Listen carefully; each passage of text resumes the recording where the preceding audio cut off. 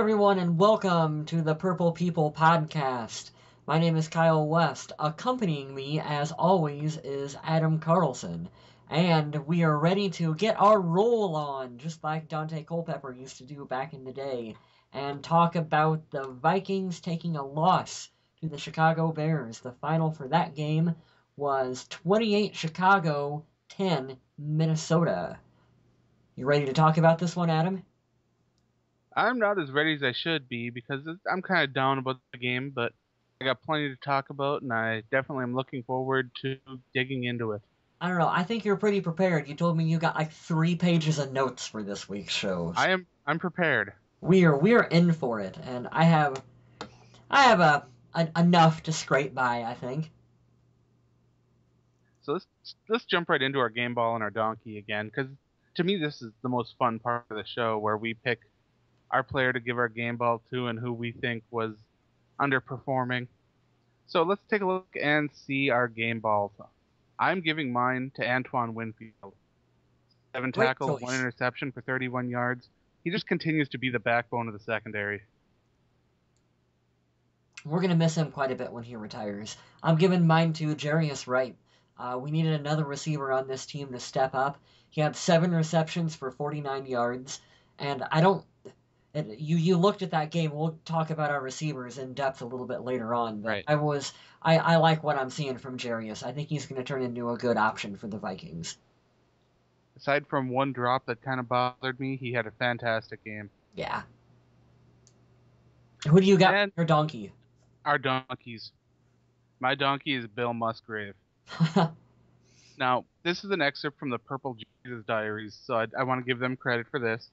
But here's the full quote. This is a little long, so stick with me. Okay. Thanks to the Minnesota Vikings coach Leslie Frazier for allowing offensive coordinator Bill Musgrave to call 2 passing plays on 3rd and 2 in the third quarter. He receives this week's mushroom stamp of disapproval. Not only did he take the ball out of Adrian Peterson's hands, but he also prevented the team from kicking a field goal and closing the lead from a 3 possession game to a 2 possession game. Great coaching, coach. That's the whole quote. And I couldn't agree more at all. That's perfect. Very well said. For my donkey, I'm going to go with Jared Allen for the hit that he threw on the starting right guard of the Bears, Lance Lewis. It was an unnecessary hit that didn't really he didn't mean to throw that one. And the guy Lance has actually got put on injured reserve on Monday, so he's out for the season with a knee injury because of that hit that Allen threw. He's a smarter player than that, and I don't think that he intended to hurt the guy. I think it's more like him being frustrated and just wanting to hit somebody. And but he needs to. That was a dumb play on his part, and so he gets my donkey for that one. Yeah, it seemed like a frustration play, and he's smarter than that. He's better than that. Yep. So let's talk about one of the most frustrating parts of the Vikings game, and that was the offense. Yeah. When you got people on Twitter bringing up Troy Williamson, uh, you know that we're just having some kind of a game in Minnesota. I don't know. Have you got the number of drops that our receivers had in front of you, Adam? As a total, no. I don't either, and I thought with you having 3 pages of notes, you would have had that one. You But know, I'm not a numbers guy. I'm not a stats guy. I've got the wide receivers drop too many passes, and there are plenty of spots where plays should have been first downs or even a touchdown if the guy could have held on to the ball. yeah, I don't know what's going on with our guys. We got Jerome Simpson. I'm looking at his stats. He had 1 reception for 1 yard, and And I four know drops, I believe. he was targeted a couple times before that where he just flat out dropped the ball. Uh, Well, there's a couple interesting things about him, too. He came out and he said that he had a terrible game and that he's going to try to step his game up, and I appreciate that. And have you seen the new 1500 ESPN poster? yeah, I have. It is just absolutely hilarious. It's a parody on Catch Me If You Can. It's the Tom Hanks Leonardo DiCaprio movie, which I really enjoyed. You should go see it if you haven't. Hmm. But it kind of highlights how the receivers are having a hard time catching Christian Ponder's passes and how it's not all Christian Ponder's fault. So I actually really like that poster because it helped make a point that a lot of fans are having trouble seeing. Yeah, and anyone who was talking previously about how it might be good for the Vikings to not have Percy Harvin on the field for a little bit. No, we're No. we're we're over that conversation big time. Like Percy needs to get back as soon as possible because, Yeah. quite frankly, without him on there, our receivers are scary and not scary in a good way. I mean, frightening as in they can't get much done. Right, even though Jarius Wright stepped up and had a pretty nice role again, he wasn't as explosive this time, but what we saw is still encouraging. He's one of the few wide receivers on the roster right now that I say is safe going into next season.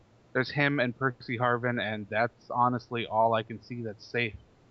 Yeah, and what was frustrating about Jarius is they're on at 3rd and 10, and they're throwing him the ball, 2 yards above the line of scrimmage, and Jarius is not Percy. Percy can convert those. Jarius is not Percy Harvin, and that's how they were trying to use him.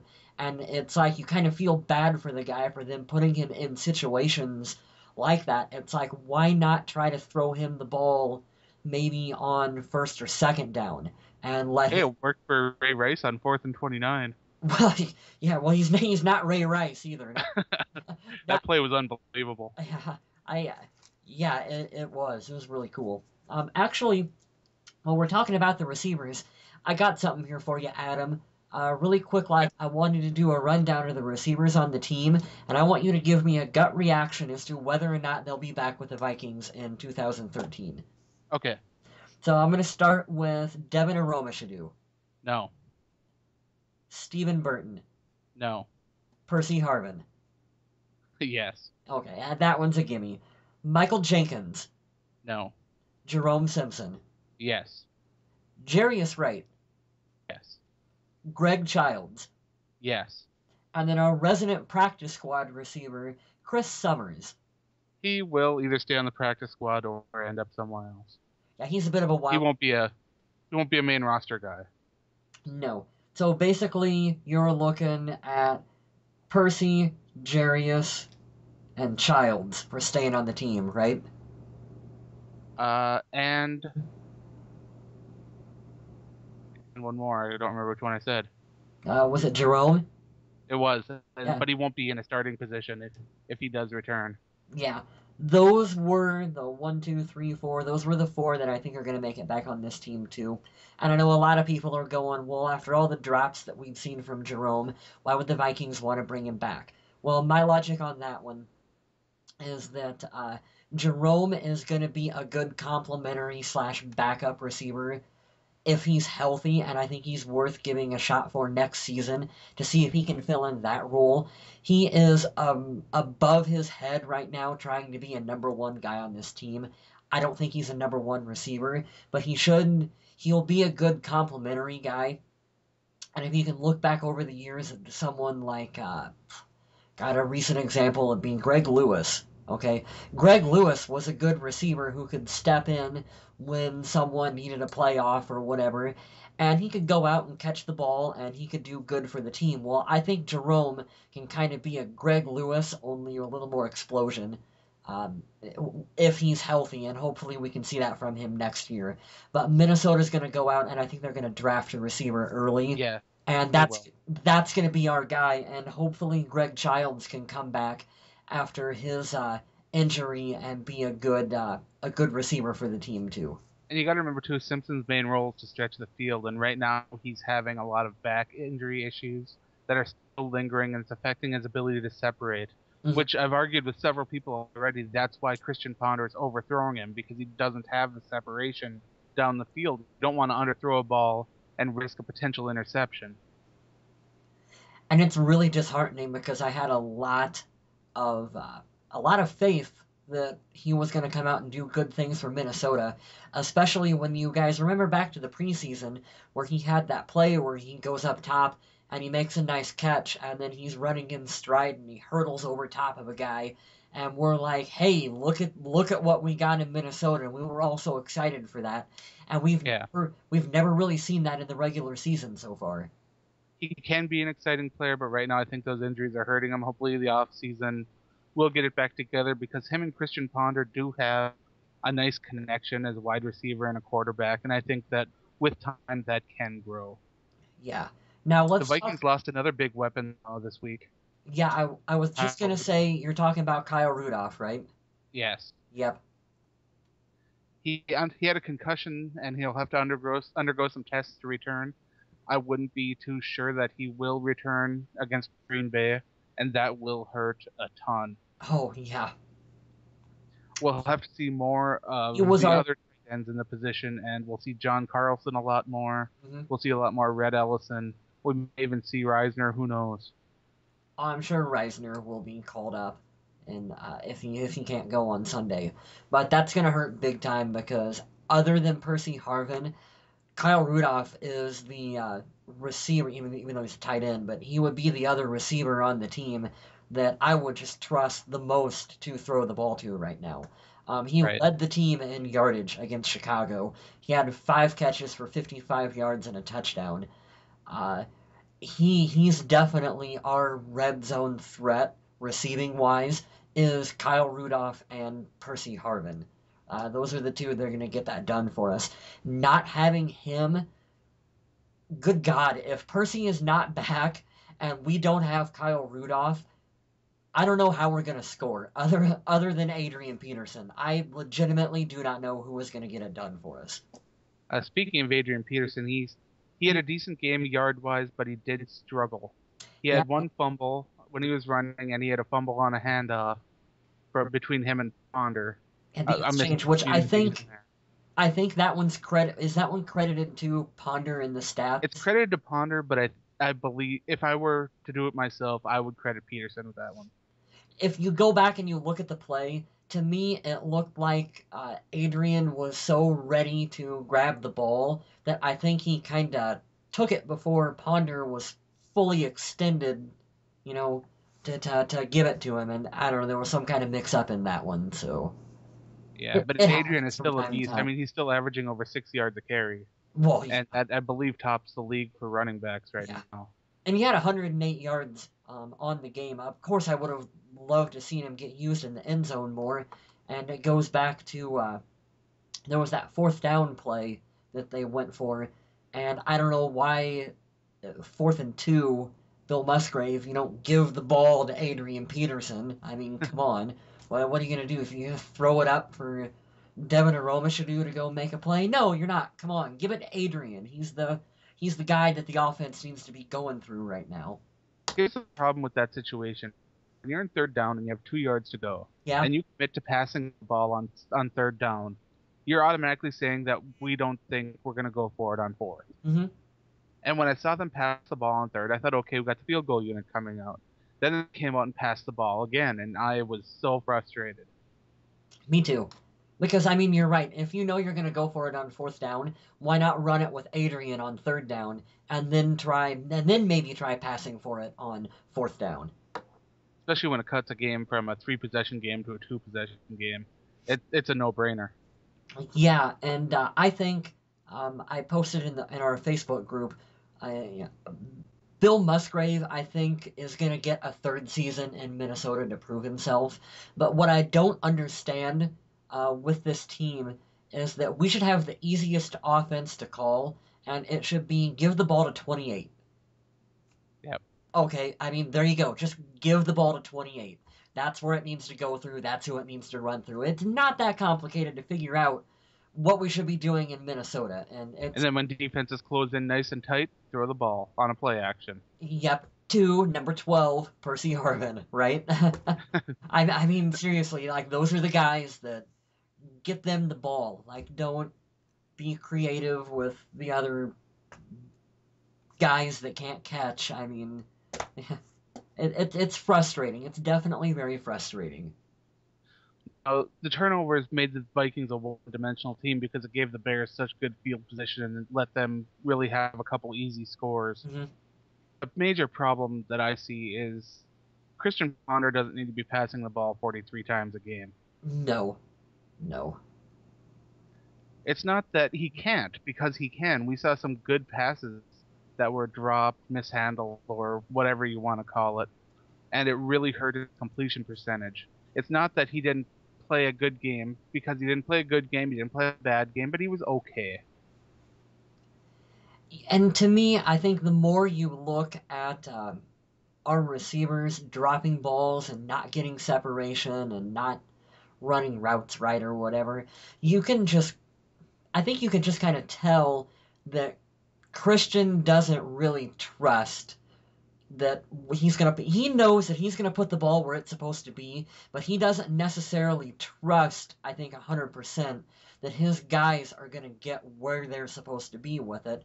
So it makes him hesitate and I think try to look instead of throwing it to a second option.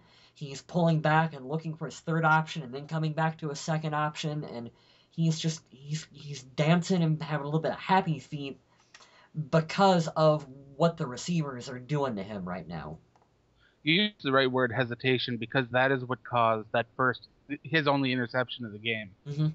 He was looking to hit the guy in stride, and you saw him just hesitate for that moment before he let the ball go. Yeah. And it kind of sailed over the receiver a little bit because he took the extra time and accidentally, I don't know if it was an accident, but he hesitated and made the mistake. Mm-hmm. And As a quarterback, you can't be doing it. No matter how much he says, I trust my receivers, I trust them to be where they're going to be, which he's got to see. He's the quarterback of the team. You don't want him to go out and slamming the other people on there. But even though he says that, you know as well as I do that in the back of his mind, he's thinking, Stephen Burton, is he going to be where he's supposed to be on this route? Like, Right. do I have to stop for a brief minute and a pause to make sure that he's either running the correct route or he's got the correct separation or, what's going on with it.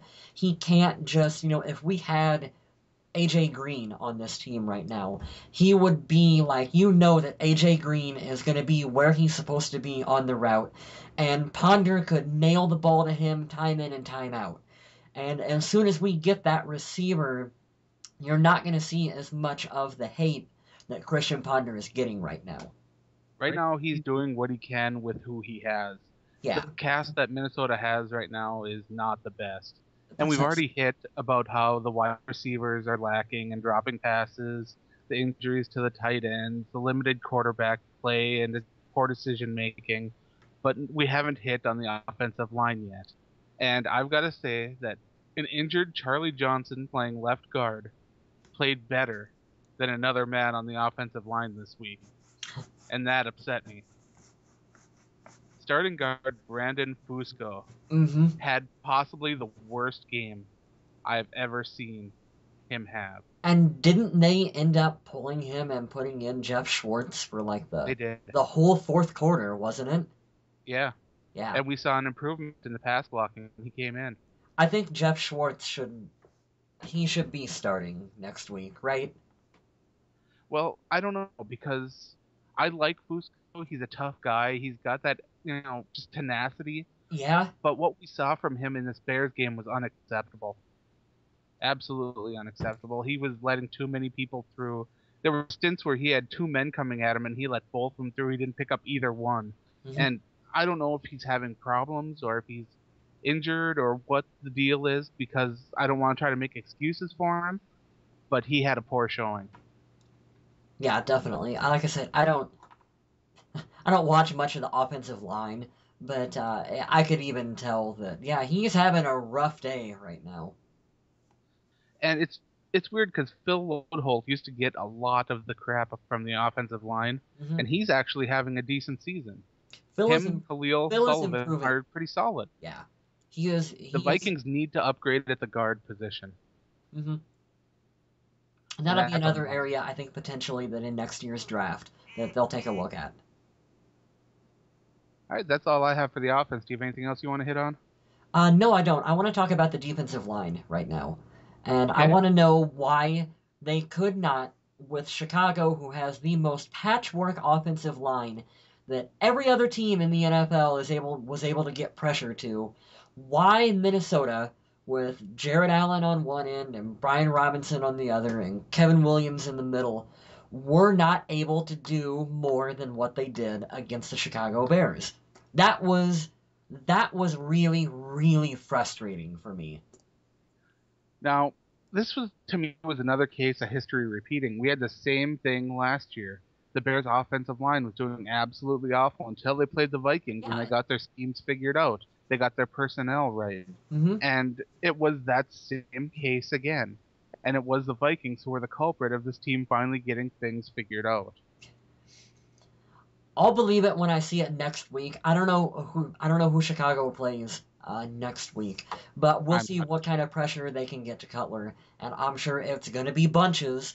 And I don't know. I just feel like the Vikings, our D line went into this game maybe taken for granted that that they got a patchwork offensive line that they're going against, and just assumed that, oh, we'll be able to get good pressure to them.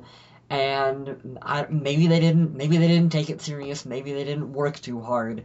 But it bothersome and annoying to me that Jared Allen wasn't able to get the kind of pressure that he should have. Yet he's out there throwing blocks that you look at that he's, unintentionally, he hurt a guy with it. It's like, okay, Yeah. come on, Jared, step up your game. Statistically, the Vikings only had one sack, and that went to Kevin Williams. Mm-hmm. But I'm not even going to count that because it was Jay Jay Cutler Cutler falling fell down, over. tripping over his own offensive Yeah, lineman's leg. It was really disheartening how the Vikings couldn't get even near him. there was one play near the red zone where Jared was able to get to Cutler, but he had already thrown the ball, and then Jared kind of came up behind him and hit him. That was like really the only other time that I really seen him in the back. Yeah, it was a real disappointing showing. Yeah. On a plus side, the Vikings' rush defense looked pretty good. They held the Bears to under 3 yards a rush, which was pretty impressive. Michael Bush, Matt Forte, before Forte got hurt, of course. Hmm. They are both very capable rushers. So to hold them under 3 yards per rush it's an achievement. They should be proud of that. Unfortunately, though, on the flip side, Bush had 2 touchdowns. So while they only held him to 60 yards, they couldn't keep him out of the end zone when it mattered the most. So I don't want to give him too much credit for that one. But you also got to remember the field position battle, Yeah. how badly the offense and the punting gave Yeah. The the Bears such short fields. We seem to be talking about Chris Cluey not punting well every single week, and I am really wondering if he's going to be back next season for us. I don't know. I'd be surprised if he wasn't because he's one of the most likable people because he's out there, he's charismatic, he's got his band, he does all this other stuff. But he's At the, not much good to the team if he's not punting well. at the same time, likable doesn't kick footballs, and I don't know if Rick Spielman is going to put up with a player who's not performing well. Like, we're a rebuilding team, and if we got a veteran, which I would consider Cluey to be a veteran player on the Definitely. team, who's not performing up to par, well, I mean, we seen last season where he gets rid of Ryan Longwell, brings in Blair Walsh, and look how well Blair Walsh is performing. I could see him cutting Chris Cluey and bringing in someone else who's going to get the job done better than what he's doing right now. Yeah, we could definitely be seeing that happen, especially if there's a decent punter in the draft that they could draft because right now the Vikings are looking to build through the draft because it's so inexpensive. Hmm. They can get the pieces surrounded, bring in some free agents, and then you have a team. Yeah. So you're going to see a lot of weird positions drafted in the draft that you wouldn't really think about, but it is just a money saving measure in the Long long run. snapper. Are you gonna go on the record and say we're gonna draft a long snapper? Hey, you never know. Yeah. You never know. Let's talk about the pass coverage for a second because even though Cutler had a very, very good day as far as accuracy goes, the coverage was there by the secondary. Hmm. We saw corners that were in position. We saw safeties making plays. They didn't give up the long ball. It's the kind of coverage that you want to see from a team, but Cutler was throwing those passes so spot on and so right. It was unbelievable. Jay Cutler was right on the money, and Brandon Marshall showed what Minnesota is lacking right now, and that is a big receiver who has a big catching radius. Okay, and even though if you go back and you look, he had 12 receptions for 92 yards.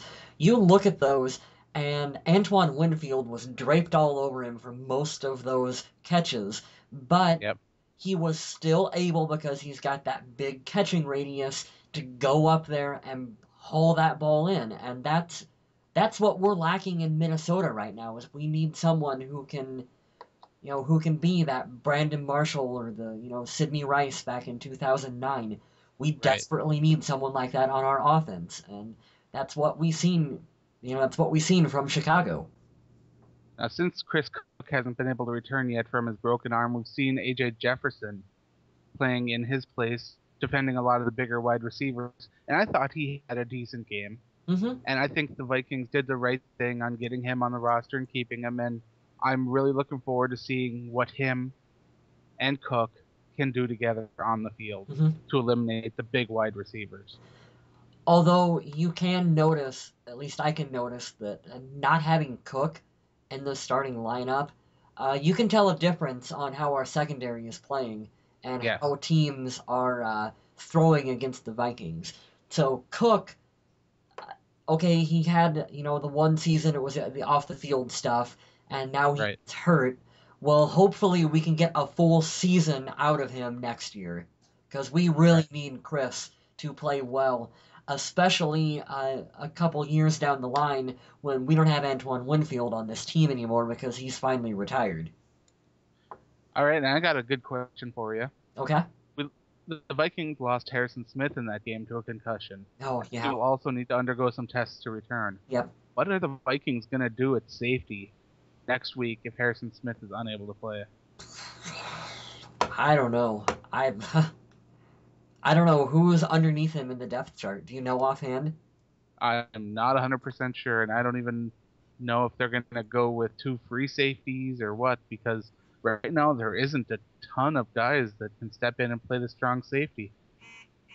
Yeah, let me look really quick, like on the Vikings website, and see if I can pull up the unofficial depth chart just to kind of give us an idea of what they're gonna do. But yeah, I actually, until us recording this, I had forgot that he got a concussion. I remembered Rudolph, but yeah, you're right. Harrison went out of the game too. Right, and him and Rudolph are in the same situation. They'll need to pass the tests to return. And for most players, they usually at least take 1 week off after the injury. So I'm not expecting either of these players to be active for the game against Green Bay, and it will hurt, no Um, doubt. let's see. We're looking according to the unofficial depth chart. It'd Who's be below him in Latin? Jamarcus Sanford would be second, and then Andrew Sendejo would be third on the depth chart. So you'd So be we're looking at looking. Sanford and Raymond. What was that? Who's going to be the other starting safety? Um, Raymond, Raymond, and Blanton got it for the strong safety, and then Harrison for the free safety with Jamarca underneath him, and then Sendejo. So Raymond and Sanford probably. Yeah, yep. Okay, yeah. I don't know because we'll be talking. Well, I'll be talking about the safeties next week in a little bit here when we preview the Vikings game against the Packers. But I don't know. Harrison Smith has stepped in and played such a big role that they will miss him big time. Yeah, you guys know if you listen to the show that I'm a big fan of Harrison Smith, and I think he's just going to be a stud for this team. And it's not having him in the starting lineup is going to hurt big time. All right, and here's my mini rant of the day. Aaron Henderson. You've heard me say this on the show before. He wants to be tested in pass coverage because he's good, he says. Guess what? He had a terrible showing in pass coverage against the Bears. He was beat on several plays and wasn't even close to the defenders. It was one of the most disappointing things I've seen. Between him and Jasper Brinkley, I'm not sure either of them deserve to be a starting linebacker in the NFL. That's my rant. A little harsh, but yeah, you're. I totally get where you're coming from. Here's my little mini rant for you. And I know you're not a stats guy, but Right. Minnesota on third down, which I think how you perform on third down is going to tell whether or not you win or lose a football game. We were Right. 6 for 16. That's 37% conversion ratio on third down. And you wonder why we lost the game. Well, when you're only converting 37% of your third downs, you deserve to lose the football game. Someone on this team, whether it's Leslie Frazier, Bill Musgrave, or whether or not Adrian Peterson gets a stick and draws the plays out in the dirt himself, someone's got to figure out what to do on third down and where to go with the football. Otherwise, we're not going to win many football games going forward. And I also want to talk about the lack of creativity by the offense because it was hilarious. I was watching the game with my buddy John again, Mm-hmm. and they ran that trap pass to Rudolph to the left, and that set him up in the red zone on I think it was the 8-yard line or something like that. I looked over at my buddy Beaver and I said, "They're just gonna flip the play and run it again," and that's exactly what they did. Yeah, I know. And I think part of that, and part of the reason why I say, well, Musgrave should get another year, is because you look at the other guys on the team.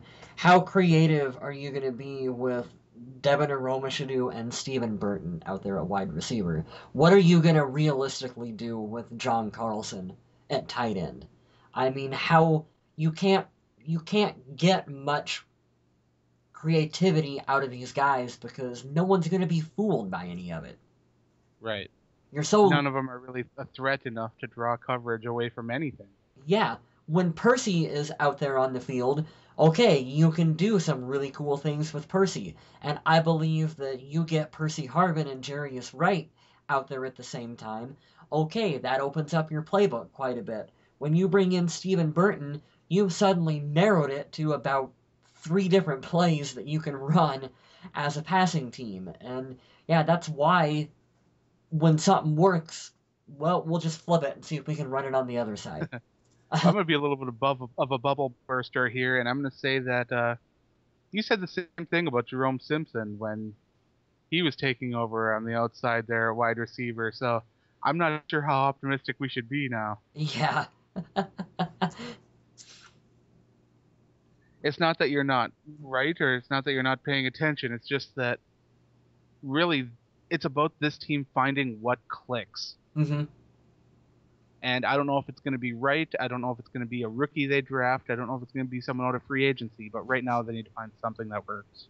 Yeah, like I say, I don't know. I mean, I'm not an NFL scout, so I just hope, like most other fans, that when the team brings in someone, that they're doing the correct decision.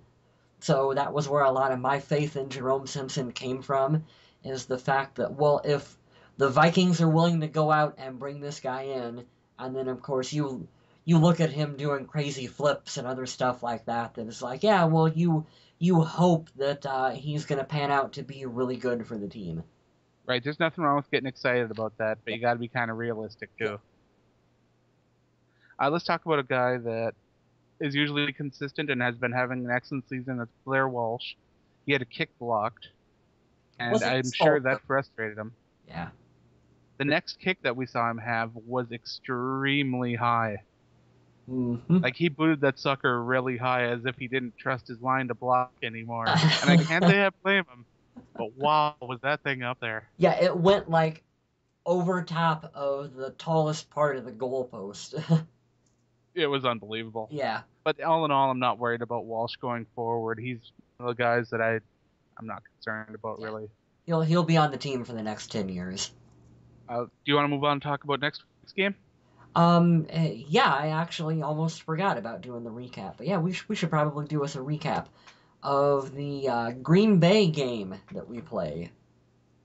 Now, Green Bay's coming off a big loss against the Giants. We thought that the Vikings getting beat by the Bears was tough. They got absolutely smashed by the Giants. And a lot of Packer fans are blaming Aaron Rodgers' mustache for this loss. I blame Aaron Rodgers' mustache too. So I'm hoping that since it will still technically Oh, it won't be either. I was hoping it would still be Movember, but it won't be November, Mustache November. Yeah. He will have shaved it by then probably, so I don't know, we might get the full strength Aaron Rodgers. It's going to be, unfortunately, I think the same script that we looked at last week, only magnified because Green Bay is a better team than Chicago. But you look at last week where Chicago was coming off a bad loss, and we all, as Vikings fans, thought that maybe Minnesota would be able to capitalize on that. Unfortunately, we got a team that was pissed off and wanted to prove themselves, and they did it against the Vikings. And I think Green Bay is going to be another team that's going to be even more pissed off and wanting to prove themselves against the Minnesota Vikings. I'll So, be absolutely honest, I felt absolutely terrible about that Bears game last week. I feel better about this Packers game this week you because I really do? feel like, yeah, I feel like the Vikings actually match up better against the Packers than they do against the Bears, especially if the Vikings employ a strong run first offense, especially if Percy Harvin is able to return. There are a lot of ifs and a lot of pieces that have to be in place for things to work well. But Green Bay is currently just ravaged by injuries. They're going into free agency to plug and play a guy in to start on their offensive line. It's they are struggling too, so don't think of this team as being at or near full strength like the Bears were when we played them. They're missing a lot of key components. Mm-hmm.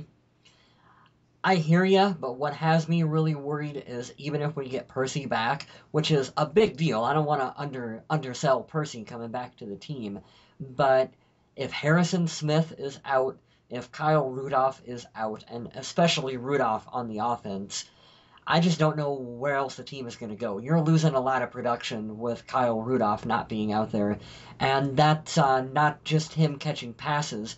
That's him blocking too. So it's going to be tough going for Minnesota. NFL defensive coordinators listen to this several times. You want to beat the Packers and take away Aaron Rodgers' deep ball? Two safeties underneath play man defense. You saw it from the Giants. They frustrated the hell out of him. Hmm. Aaron Rodgers loves the deep ball. Loves it.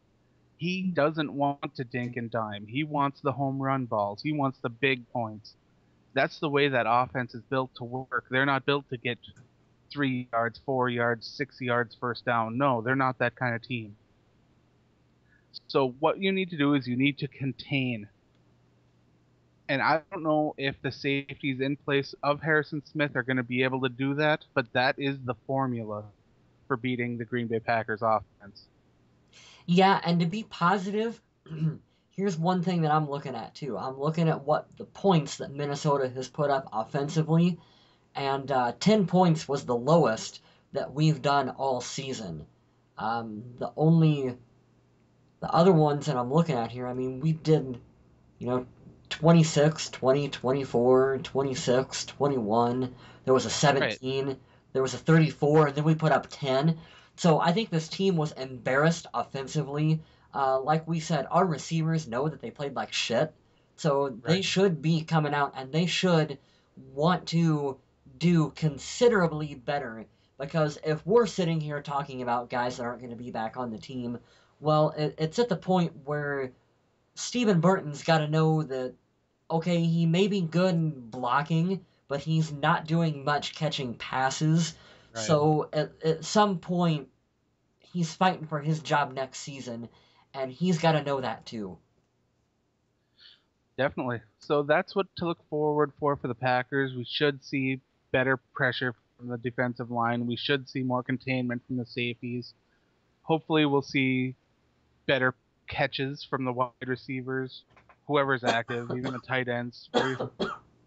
If we can put all that together, the Vikings have a chance.